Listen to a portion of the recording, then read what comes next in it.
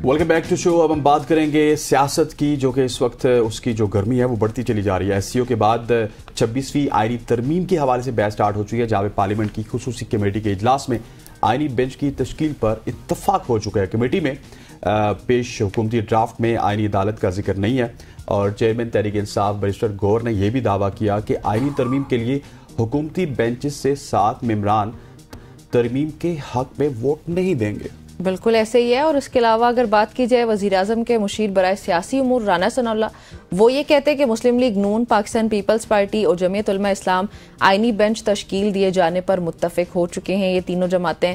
अब अगर बात की जाए 26वीं मुजव्वज़ा जो आईनी तरमीम है उसके मामले पर बलोचिस्तान नेशनल पार्टी BNP, उसके हवाले से भी आपको बताएं उनका ये मौक़िफ़, उनके जो सरबराह अख्तर मेंगल, वो ये कह रहे हैं कि मैं फौरी तौर पर पाकिस्तान वापस आ रहा हूँ। इससे पहले आपको पता है कि वो रिज़ाइन करके चले गए थे, तो अभी वो वापस आ रहे हैं और उन्होंने ये दावा भी किया था कि मेरे जो मेंबरान हैं उन पर प्रेशर डाला जा रहा है, सेनेटर्स पे प्रेशर डाला जा रहा है मुख्तलिफ तरह से।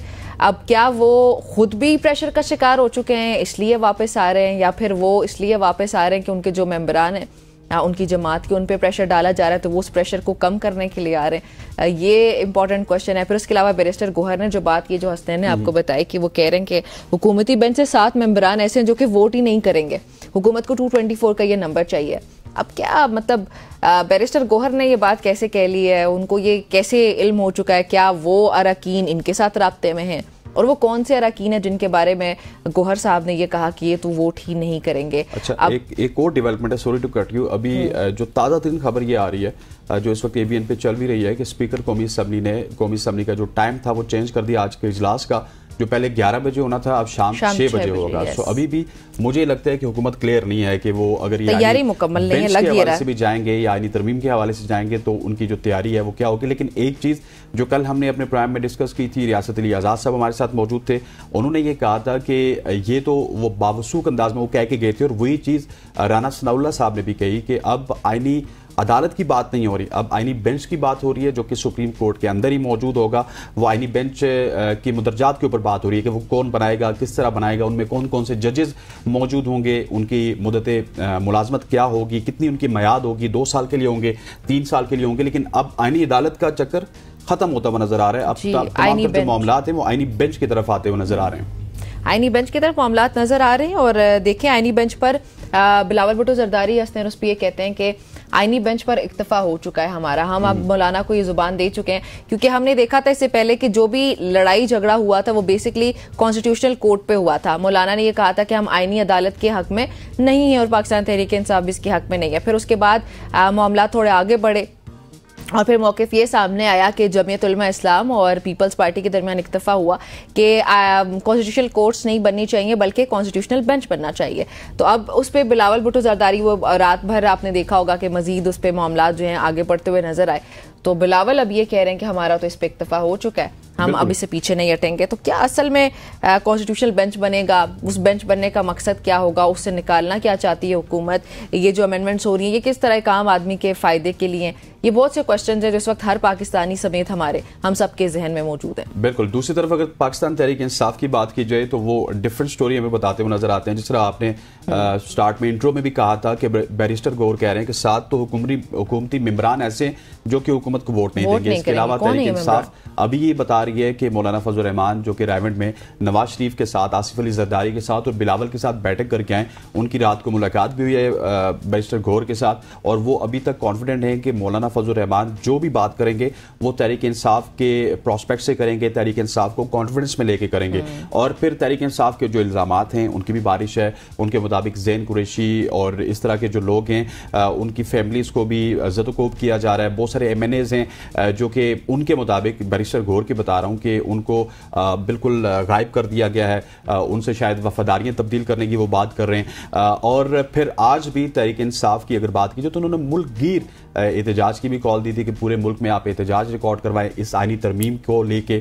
और तहरीक इंसाफ बिल्कुल नहीं चाहती कि किसी भी तरह से ये आईनी तरमीम हो, चाहे आईनी बेंच हो या फिर आईनी अदालत हो, क्योंकि तहरीक इंसाफ की बहुत सारी उम्मीदें हैं कि 25 के बाद शायद इस मुल्क का पूरा सिनेरियो, जो पॉलिटिकल सिनेरियो है वो चेंज होगा। उसमें फिर तहरीक इंसाफ को रिलीफ मिलेगा, तहरीक इंसाफ के जो बानी चेयरमैन है उनको रिलीफ मिलने की बहुत सारी बातें सामने आ रही हैं। और फिर खुद हुकूमती बेंचेस ने भी ये कहा, हुकूमती अगर वजीर की बात की, वजीर दिफा की ख्वाजा आसिफ ने, वो हमें ये کہتے ہوئے نظر آئے کہ اگر یہ آئینی ترمیم نہ ہوئی تو ان کی حکومت کو خطرہ ہے, شاید نئے الیکشن کروا دیے جائیں اور جو 8 فروری والا الیکشن تھا اس کو نل اینڈ وائڈ قرار دے دیا جائے. سو اس طرح کی باتیں حکومت کی جانب سے بھی ہو رہی ہیں اور تحریک انصاف کی جانب سے بھی ہو رہی ہیں. اچھا, یہ تو چلے ہم لوگ موقف شیئر کر ہی رہے ہیں حسنین گورنمنٹ کا یا اپوزیشن کا. اس میں ایک اور بات بہت امپورٹنٹ ہے, سابق وزیر اعظم کی شاہد خاقان عباسی, ان کا رول بھی بڑا امپورٹنٹ ہے.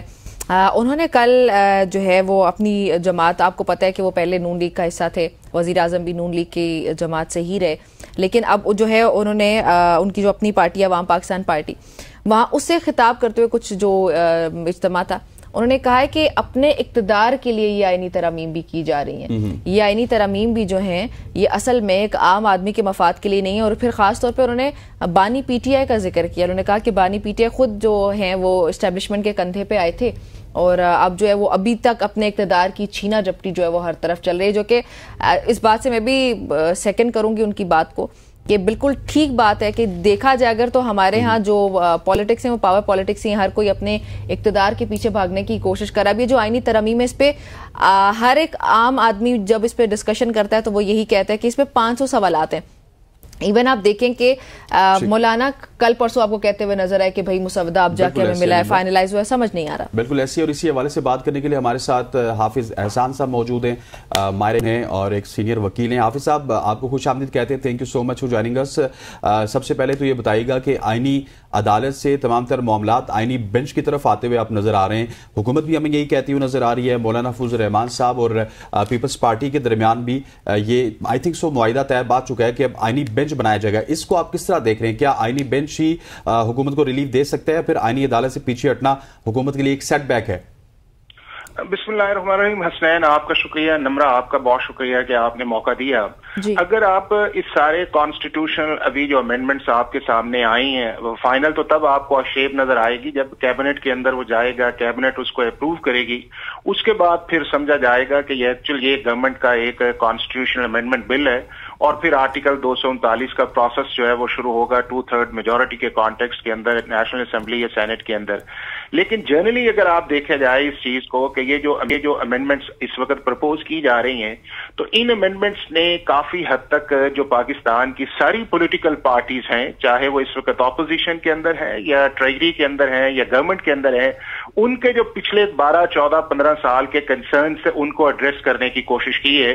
اور اس کے اندر چیف جسٹس کی اپوائنٹمنٹ ہے, اس کے اندر ججز کی ایلیویشن کا ایک پروسیس ہے, اس کے اندر آرٹیکل 184(3) کا فریکوینٹ جو ہے وہ یوز ہونا, پھر اس کے بعد پارلیمنٹری کمیٹی کا رول جو ہے وہ 19th امینڈمنٹ کو ایبالش کر کے 18th امینڈمنٹ کے اوپر جانا, پھر اس کے بعد یہ جو 2 امینڈمنٹس ہے جس کو اندر ابھی تھوڑا سا بنا ہوا آرٹیکل 243 والی, اس کو بھی پاکستان کی پارلیمنٹ نے یونینیمسلی جو تھا, جب آپ کو یاد ہوگا کہ سپریم کورٹ کے اندر معاملہ گیا تھا آرمی چیف کی ایکسٹینشن, تو اس کو پاکستان کی پارلیمنٹ نے جو ہے دونوں ہاؤسز کے اندر ساری پولیٹیکل پارٹیز نے سپورٹ کیا تھا, چاہے وہ اپوزیشن کے اندر تھے یا ٹریجری کے اندر تھے. اس کے بعد آرٹیکل 8 والا معاملہ یہ ہے کہ وہ 50 سال سے پاکستان کے کانسٹیٹیوشن کے اندر سپریم کورٹ جو ہے وہ ملٹری کورٹس کو یا ایسے سویلینز جنہوں نے ملٹری لاز کی وائلیشنز کی ہو ان کے ٹرائل کو اپ ہولڈ کرتے رہے, اور دنیا کے ہر ملک کے اندر جو ملٹری لاز ہیں اگر کوئی وائلیشنز کرتا ہے وہ سویلین تو اس کو آپ ٹرائی کیا جا سکتا ہے. تو بائی اینڈ لارج جو ہے یہ امینڈمنٹس جو ہیں وہ جو 15-20 سال کے سپریم کورٹ کا ایکسیڈ آف جورسڈکشن آنا یا پارلیمنٹ کا لیجسلیٹو کمپیٹنسی یا سپرامیسی ہونا, اس حد تک تو میں سمجھتا ہوں کہ کافی چیزیں ایڈریس ہو گئی ہیں. لیکن حسنین جو اصل بنیادی چیز ہے وہ یہ ہے کہ کیا پاکستان کے عام آدمی جو ہے اس کو اس سارے پروسیس کے اندر ریلیف ملے گا؟ تو میں یہ سمجھتا ہوں کہ یہ ایک کوشچن مارک ہے, چونکہ بنیادی طور پہ یہ ہے کہ اگر آپ نے بینچ بنایا ہے تو وہ ان ایریاز کے اوپر بنایا ہے کہ جس کے اندر آپ سمجھتے ہیں کہ کانسٹیٹیوشن میٹر ہے, پھر اس کو ڈٹرمن کون کرے گا کہ کون سا کانسٹیٹیوشن میٹر ہے, چونکہ پاکستان کی سپریم کورٹ جو ہے وہ کانسٹیٹیوشن کورٹ ہے. پھر یہ ہے کہ آپ کا ایک میں سمجھتا ہوں کہ یہ سپریم کورٹ کے اندر چیلنج اس پروسیس کو بھی کر دیا جائے گا کہ جی جو جوڈیشل کمیشن ہے اس کی گورنمنٹس کی نامینیشنز اس کے اندر موجود ہے, تو گورنمنٹ نامینیشن والا بینچ جو ہے وہ کس طرح انڈیپینڈنس آف جوڈیشری جو ہے وہ اس پہ جا سکتا ہے. پھر اگر 5 یا 7 کا آپ فگر دیتے ہیں تو وہ آلریڈی آپ نے تو پریکٹس اینڈ پروسیجر ایکٹ کے اندر جو ہے وہ آپ نے 5 ممبرز تو آئیڈینٹیفائی کیے ہوئے ہیں کہ کوئی بھی کانسٹیٹیوشن میٹر آئے گا سنے گا, وہاں کے اوپر آپ نے یہ کہا ہوا ہے کہ اس کی اپیل اس کا لا लार्जर बेंच सुनेगा। तो यहाँ के ऊपर अगर आप 5 या 7 जजेस लगाएंगे तो फिर उसकी अपील का मैकेनिज्म क्या होगा, वो इन कॉन्स्टिट्यूशनल अमेंडमेंट में साइलेंट है। और अगर आप रिव्यू के अंदर जाते हैं तो आर्टिकल जो प्रैक्टिस एंड प्रोसीजर उसकी वायलेशन है। एक और चीज मैं समझता हूँ कि ये जजेस की अपॉइंटमेंट के अंदर जो है क्लोज डोर वाला मामला जो है, बहुत बड़ा क्वेश्चन मार्क भी तो है। एहसान साहब, अच्छा हमारे साथ ही मौजूद है नवीद मलिक साहब। नवीद साहब अस्सलाम वालेकुम। जी वालेकुम सलाम, कैसे हैं आप? जी अल्हम्दुलिल्लाह। नवीद साहब बताइएगा, ये जो आईनी मामला है मुसवदा जहां तक हमारे सामने आ चुका है, जो उसका ड्राफ्ट है, जो पॉइंट्स हैं, आपको क्या लग रहा है कि ये क्या होने जा रहा है और ये किस तरह से पाकिस्तान और पाकिस्तान आम आदमी के लिए बेहतर है, उनके हक में या नहीं है? देखिए, मैं एहसान भाई की बातें सुन रहा था। जहां तक जुडिशल रिफॉर्म्स का ताल्लुक है, हम लॉयर्स कम्युनिटी जो है ये 2007 से लेके आज तक इस बात के हामी रहे हैं कि यहाँ पे जुडिशल रिफॉर्म्स होनी चाहिए जी। तो हमारी अदालतें हैं पिछले काफी सालों से जो तरीका रहा है, जो फैसला जात होते रहे हैं, जिससे सियासी पार्टियों को भी, हुकूमतों को भी नुकसान हुआ, जो आमिर आए उनको भी जो है वो वैलिडेट किया गया। जैसे ये बहुत सारी चीजें ऐसी थी कि ऐसे मामलात के लिए एक अलग बेंच होना चाहिए जहां पे बाकायदा इनकी समाअत हो और आम आदमी के जो केसेस हैं वो इन मामलात से मुतासर ना हो। लिहाजा ये अच्छी सजेशन है। तमाम जो पॉलिटिकल पार्टीज हैं उनके कंसेंसस से अगर ये बात तय हुई है कि अलग अदालत की बजाय किसी सुप्रीम कोर्ट में एक आईनी बेंच बनाया जाए, तो मैं ये समझता हूँ ये बहुत अच्छी सजेशन है, क्योंकि सियासी मामलात को हमेशा अलग चलना चाहिए। अभी भी आप देखें सुप्रीम कोर्ट में क्या होता है कि एक दिन रात को ये पिटीशन लगती है, सुबह पिटीशन फिक्स हो जाती है, सारा दिन उस पिटीशन में लग जाता है, और जो आम आदमी जिसका कहीं 10 साल बाद केस फिक्स होना हो, एक दफा एडजर्न होता है तो फिर 10 साल के लिए वो पीछे चला जाता है। अच्छा मलिक साहब, मुझे ये बताइएगा, कल रियासत अली आज़ाद साहब भी यहाँ पे मौजूद थे, वो तो कह रहे थे कि बेंच बने या फिर अदालत बने, पाकिस्तान के तमाम तर वकला जो हैं वो एहतजाज करेंगे। आपके इस हवाले से क्या मौक़िफ़ है? मुझे कुछ ऐसा नजर नहीं आ रहा कि तमाम मुल्क के वकला एहतजाज करेंगे। कुछ लोग जरूर इस हवाले से अपना कंसर्न शो कर रहे हैं, और वो कंसर्न इस हवाले से शो कर रहे हैं कि शायद कोई ऐसी अमेंडमेंट होने जा रही है जिससे कोई अदलिया की आजादी पे कदम लगे या रूल ऑफ लॉ पे कदम लगे या आइन का हुलिया बिगाड़ा जाए। तो उसके लिए हो सकता है। लेकिन नवीद साहब, माजरत के साथ हमारे पास वक्त खत्म हो गया। बहुत शुक्रिया आपका हमें ज्वाइन करने के लिए। नाज़रीन ने सुनी पाकिस्तानी सियासत से, और एहसान साहब का भी बिल्कुल शुक्रिया। और यहाँ पे हम शामिल करने लगे एक ब्रेक का, हमारे साथ ही रहिएगा।